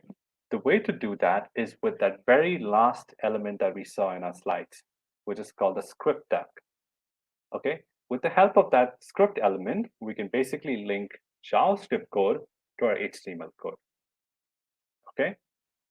Now, the question is, where do we link it? Now, although I told you all that all unnecessary things have to be done in the head, in this case, we're going to try and use a script tag at the very end of everything that you've written in the body tag. Okay, I'll tell you all why do we do this. Now, you can use a script tag in your head element as well. That's totally fine. Okay, but there's a reason why we're writing it at the end here. That is because in our JavaScript code, we're going to try and access this Pokemon div that we created, which is this empty white box, and we're going to add Pokemon images to it. To do that, we have to make sure that this piece of code is first available on the browser, and only then your JavaScript code is run. If we had put the script tag inside the head element, okay, this JavaScript code would basically run before any of my HTML would have been available on the browser. And it would have been really, really difficult for me to try and manipulate elements on my screen. Okay. So we use the script tag. You notice that VS Code automatically closes it, which means it's a closing tag as well.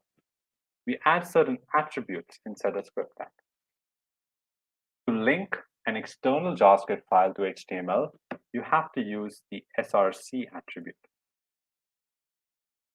Okay, and you have to just give the location of your JavaScript file, wherever it is located. In our case, our files are located in the same directory, in the same folder structure. So I'm just going to call it with a simple JavaScript file name. That's it. Your JavaScript file is ready and linked to your HTML, which basically means, okay, your HTML is connected to your CSS and also to your JavaScript. Okay, as simple as that.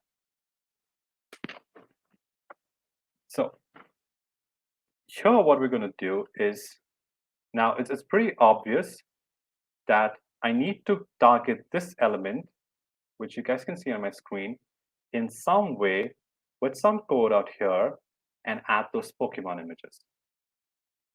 Okay, I need to do some kind of JavaScript logic which adds images inside that element.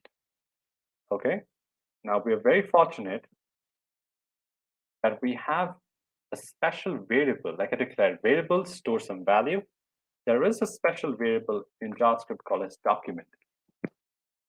Okay, it basically stores your entire HTML content inside that variable. And you can use this document to go and pick out and target certain elements on your screen and go and manipulate them. Okay, it might sound crazy, but it's really, really possible. For example, okay, let's do this. I'm going to tell my document to find some element, okay, which has an ID of Pokemon. Because I need to target this div, I'm going to say, go and find some element with an ID of Pokemon and try and add this image tag or whatever the Pokemon image is within that element. To find some element, I have to use, first I have to use certain properties of that variable, okay? To use certain properties of that variable, in this case, I'm going to use a dot, okay?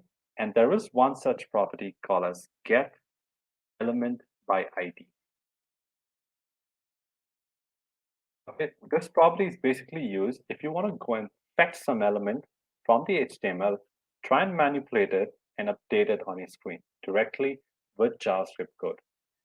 Okay, notice the syntax. Don't worry, guys. As soon as you keep typing get element, you will get a list of options. You just need to choose the get element by ID option. Okay, you need to use two parentheses, opening and closing round brackets, not curly brackets this time. You need to define single quotes, and we need to tell this line of code what is the ID of that element you're trying to target. I'm going to say, go and get that element of Pokemon. Okay. Is that making sense, guys? I'm going to say, go and get that element Pokemon, and whatever you get out here, whatever this line of code is doing, it's going and fetching some element, store it somewhere. Okay, store it in some variable. So to store it in a variable, we have to use one of the three keywords. Now there are three keywords available in JavaScript to create variables. One is called let, the other is called const, third one is called as a var. Var is basically used in the older versions of JavaScript initially. These two appeared in the most recent versions of JavaScript. So we're going to try and use this let keyword to create a variable. Okay, and I'm going to give my variable a name. I'm going to call it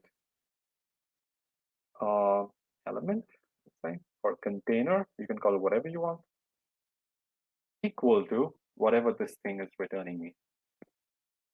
So in simple words, this line of code is basically just picking out this div element and storing it in this container. You know, in simple words, I can say.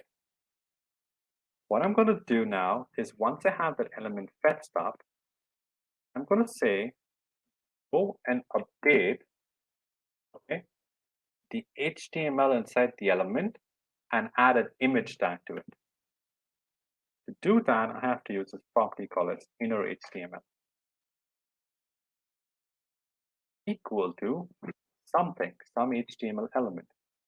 Okay, so we're going to try and add an image tag.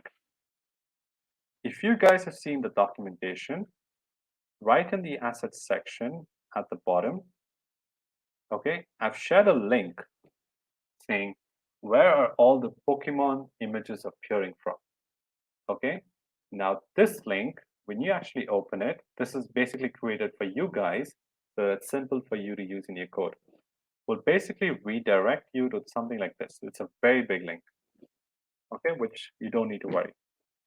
We will actually be using this link, and we will say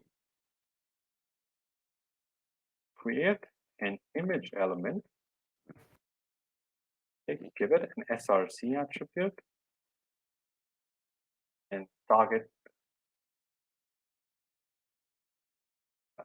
something like this. As you can see my code.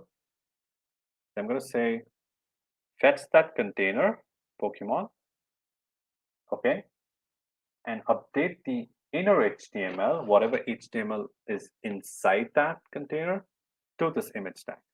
Now, the moment I do this, okay, you will see that the Pokemon appears. Okay, this is pretty good, right? We just did some JavaScript code and it added that Pokemon. And the good thing is, in the URL, if I change the number to, let's say, 11 and save it, that's basically going to add another Pokemon. Okay. And if I change it to, let's say, 25, it's basically going to add my favorite Pokemon. Okay, so this way, our logic is pretty simple right now. When I press the next button, I need to do something to increase this number out here. And when I press the previous button, I just need to decrease this number out here until it reaches 1. That way, automatically, I will get Pokemons.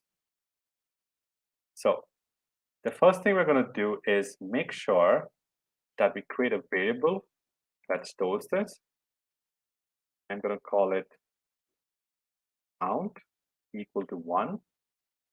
And I'm going to try and use this variable within the image tag itself. Now, to use variables within image tags, we use something called as template literals in JavaScript. Okay, there is a link for template literals at the bottom. If you guys can see here, you can try and open it up and read more about it. Okay, but those template literals are basically for you to add dynamic content in your strings. Okay, anything within single quotes is basically a string. So what we're going to do is we're going to add dynamic content within that string. To do that, I need to change the single quote firstly to a slant quote or a slant tick. Okay, in most of your machines, it should be in the top left corner. If you have a foreign keyboard or something, it should be somewhere near your return or enter buttons. Okay, that's slant tick. Make sure you start with a slant tick, end with a slant tick, okay, and change this number to a dollar and curly brackets. And you define your variable here.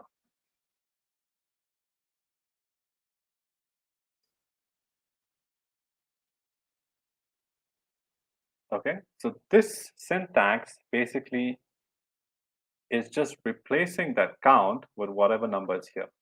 It's basically just replacing that with 1 or whatever the value of count is here. So if I change count to 12 and I save it, it's going to add that Pokemon, whatever that is. If I change this to 121, it's going to add that Pokemon, whatever that is. That is what we need. Okay. Also, we're going to learn about a very new concept. Okay. It's called as functions. Now, functions are basically used to group certain lines of code together so that you can run it multiple times. For example, to create a function, I have to use the function keyword. Okay. Name my function something. I can call it vendor for now to make it simple. Put these round parentheses. Okay. And put the curly brackets. In case you want that character, the character is this.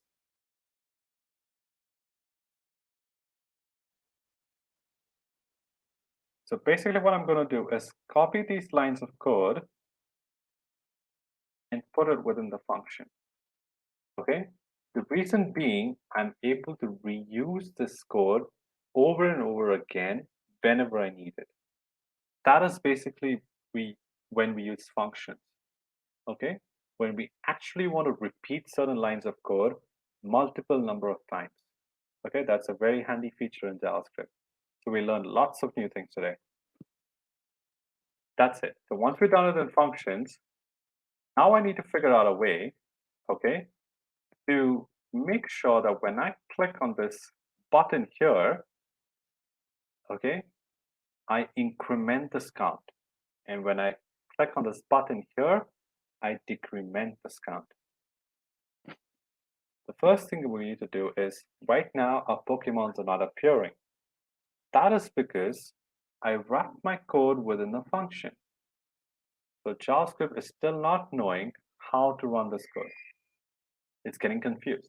So what it's going to try and do is, what I'm going to try and do right now is, I'm going to call this function or invoke this function. Okay, this basically will run that code and execute whatever's there in the function for us. Okay, that is one way to run a function. Second way that we're going to do is we'll quickly target the other two elements as well. So to quickly target those elements, I'm going to give an ID for each one of these images. I'm going to say this is probably the previous button. this ID is going to be the next button. Okay. Now I'm going to say that I'm going to target these elements with the same property that I did here. I'm going to store it in different elements. I'm going to say, hey, let's create a variable called previous, and let's target the ID with previous. And let's target another element, call as next.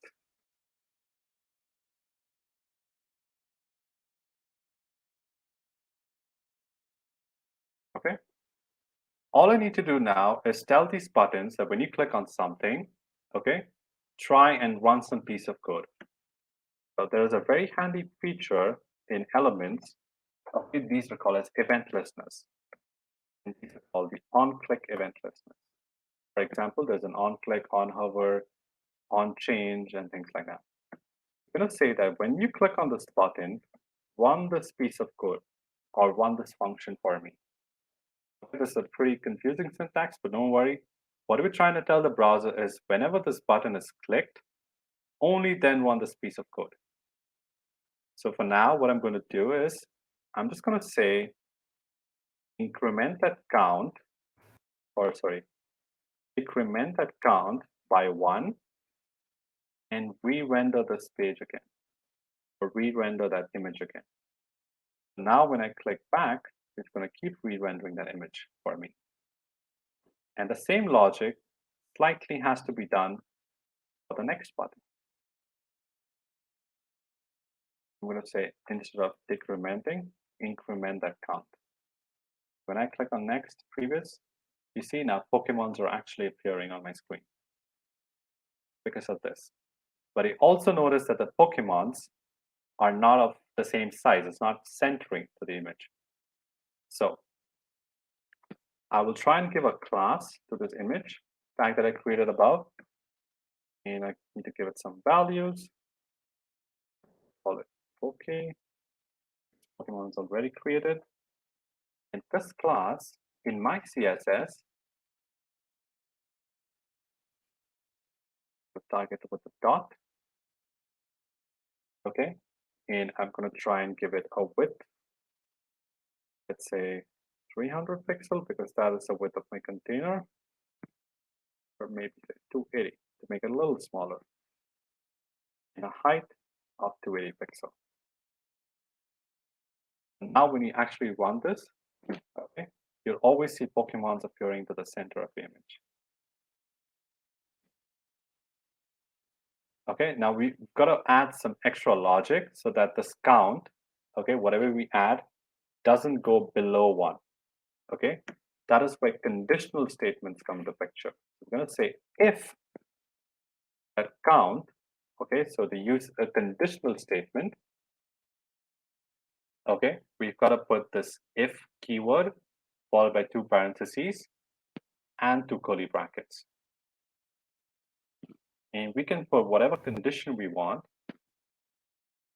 like that. We're going to say if the count is probably greater than 1, only then run this lines of code.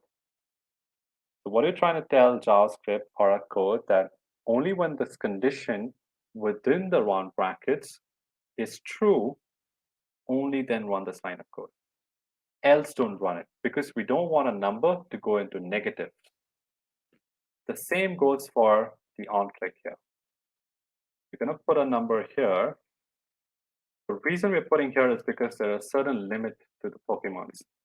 I think there are only 650 Pokemons. So we're going to say if the count is less than 650, only then increment the count and render the image. Else don't do it.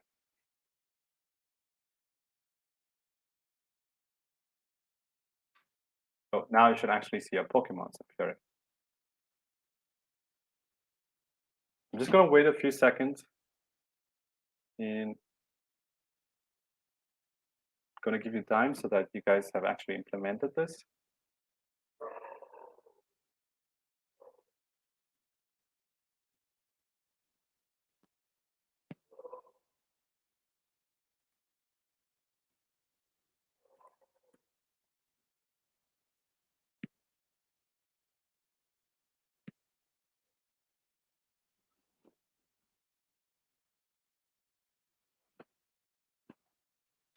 Any questions, guys?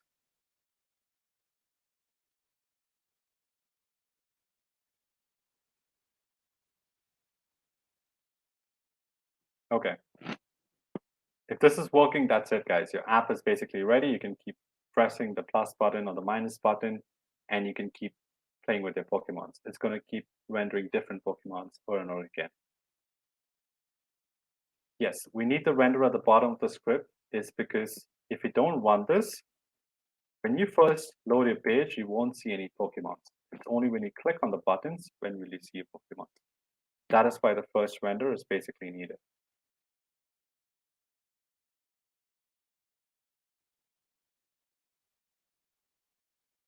Okay, great.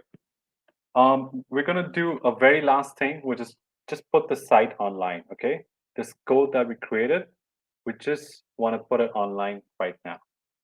To do that, guys, we are going to use something called as GitHub, okay? So GitHub is a website basically used to host all your code online, okay? You can basically sign up or sign in. Now, I have already signed in, but if you guys have not signed in, okay, you will need to basically sign in on GitHub or sign up with a new account. Okay, once you sign up or sign in, now I'm going to sign in right now because I already have an account. Oh my God.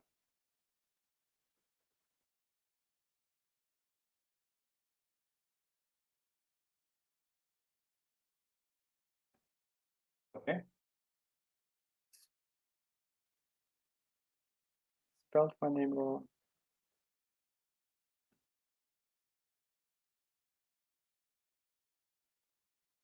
Oh my God. Why is this?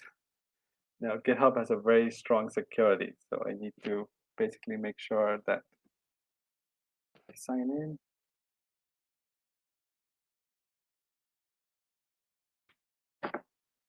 Account. And once you sign in your dashboard, you should see all this stuff. Okay. The first thing we're going to do is first create a new repository. Now, repositories are just like storage spaces where you actually save your code and share it with a lot of people.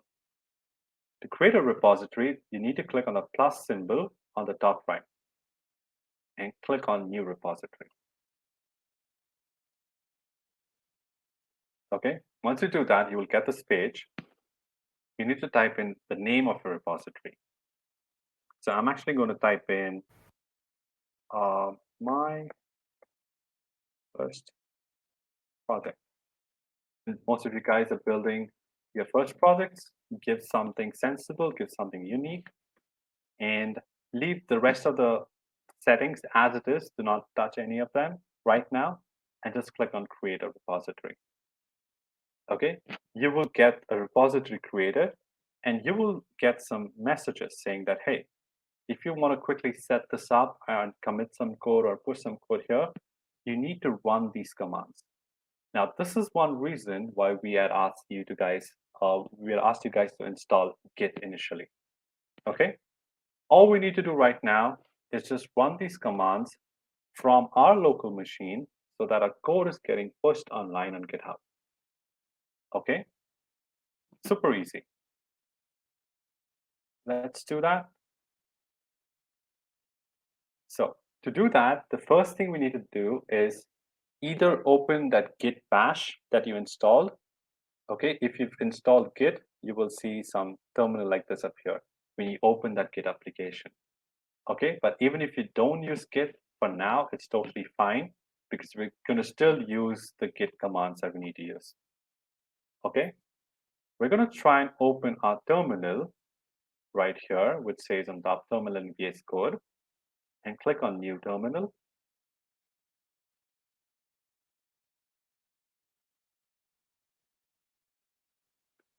Okay, you will get this drop down or pop up from the bottom. Here is where we're going to actually keep typing all these commands. Okay, we can ignore the first command because that is really not needed. We're going to try and type the second command, which is Git Init. Basically, this command, it just initializes Git to keep a track of all the code changes in this folder, wherever I'm in right now. is just going to allow you to keep track of all the code changes. That is what Git basically does. Git is basically just a version control system that is able to keep track of your code changes. And yes, they are free to use as long as you want. Okay, there are certain features that are paid, but we never use the paid features at all. As far as I know, I never use them. You type in Git Init, it'll give you this command saying, hey, I initialize an empty Git repo. Now you need to tell me what I need to do. Now, I'm going to show you guys something more. Basically, Git is doing this. Okay, it's just a version control system that's keeping a track of our changes. If you have some conflicts or something like that, you can use Git to resolve them. GitHub, on the other hand, is just a web UI to host all your repos. And with the help of Git, we can basically host all your repos on GitHub. So both of them work together. Okay, now there are many version control systems available online. Git and GitHub are not the only ones. Okay, you can use SVN as well. So right now, we're just going to use those 5 commands. But in case you're wondering what those 5 commands are, before I actually explain the next, we are right now out here in a working directory. When we do git add, we're basically telling Git that, hey, these files are basically going to be ready for committing, which basically means I'm ready to push these changes online on github.com. Okay, that is what git add basically does. Git commit basically commits these changes on your local repository. So when you did Git Init, it created an empty local repository for you. So your working directory is your VS Code. Git Init creates an empty repository for you. Git commit will basically commit those changes in your local repository. And the very last command is the git push. Git push will basically push all these changes from local to your GitHub online. That's all that there is. So let's try and run these commands really quick. So I'm going to do git add. Now I don't have a README file in this case, so I'm going to add all the files that I created, just with a git add dot. I'm just going to copy paste these lines as it is. Git commit, committing my files, making it ready, and this origin, which basically tells Git that what is a GitHub page or where do you want to upload this on GitHub. And the last line basically pushes all the changes on GitHub.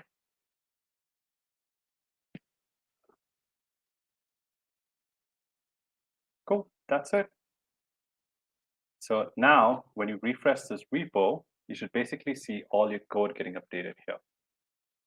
To make it live is a very simple step. You do click on settings in your repo. Inside settings, inside options, you need to scroll down.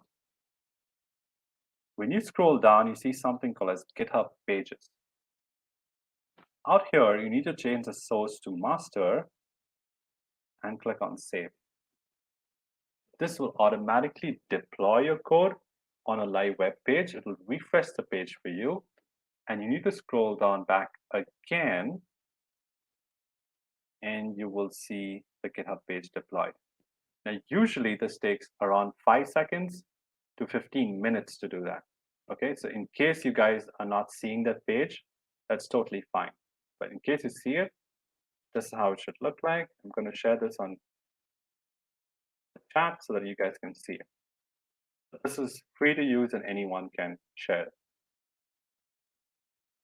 And again, in case you guys have missed anything, please feel free to look at the documentation or the links I've shared. Everything is there, and also try and look at the video that we did today. The code might be slightly different because we went a little faster pace in the end, but the logic is still the same. Yes, there were margins given. If you want, you can give as much margins as you want. Centering the Pokemon images, they're basically not centered. We've given a fixed width so that it automatically appears. Raquel, so sorry, I think this went a little bit overboard, but I think you can take over from now. Yeah, no problem. Can you hear me fine? Yeah, perfect. Okay, perfect, guys. Yes, I know this was a lot of information to learn in this amount of time. If you couldn't see everything, or if you didn't follow up on anything, or I don't know, if the last part was a bit too fast considering the rest of the pace, don't worry. You will have the access to these. You can see all the links. You can check the source code to see if everything works, if everything looks like yours. So if you're missing something, even if it's slightly different, you will probably understand this is what was missing, my syntax. Sometimes it's the smallest details. So don't worry about that. Okay, guys, if I didn't catch the code in Git to push. Sorry, Manish, please. That code basically appears when you create a new repo for the very first time. All that code is automatically there. I've also shared a resource where you can find everything for deployment at the bottom. So in case you've missed that, all the steps are here, and you should see that code here. So don't worry. Exactly. And if this is not clear enough, again, you can review the recording. So you have all the materials in here. I'm sorry, but today, guys, we're not gonna have time to do the live Q&A. But I saw that you asked a lot of questions, so I'm very happy to know that most of you followed this through and tried to make everything. You just build a website in under 2 hours, so that's pretty amazing. And we'd love to hear your feedback. If you have any, if you like, if it was difficult, let us know. But in any case, thank you, Manish. Thank you, George, for answering all the questions. Okay. And I really, really hope to see you guys soon. I don't know if you guys have anything else to say. Both Manish and Jorge. Oh, sorry. Yeah, guys. Try and look at the documentation. I think everything is there. And I think everything was pretty straightforward, I would say. Yes. Okay, perfect. Yes, Alejandro, I'm very proud. You both. I don't think if you've never done code before, remember that you just build a website with HTML, CSS, and JavaScript in under 2 hours. Amazing. Okay, guys, thank you so much for your feedback. Remember that this recording will be available, and we really, really hope to see you in upcoming webinars. So please follow us on Crowdcast so you can receive all the upcoming webinars, not only on web dev, but also on data and UX UI design. And yeah, the recording will be emailed. However, don't worry, you will be able to see it through this link, okay? In any case, we'll follow up through the email that you registered in so you don't forget anything, okay? And you'll also be able to look through the Ask a Question questions and topics, so you will be having access to all the links that we shared in here after the webinar ends, okay? There will be no second one after this one, only a Spanish version of it. But we will have other webinars around other topics, and usually most of them are beginner topics, so you can watch them all without background. Okay, guys, so this is it for today. Thank you, both of you, for doing this webinar and answering all the questions, and thank you all for coming here. This was amazing. Thank you, guys. Have a good rest, and I hope you're feeling very proud. Bye, guys. All right, bye.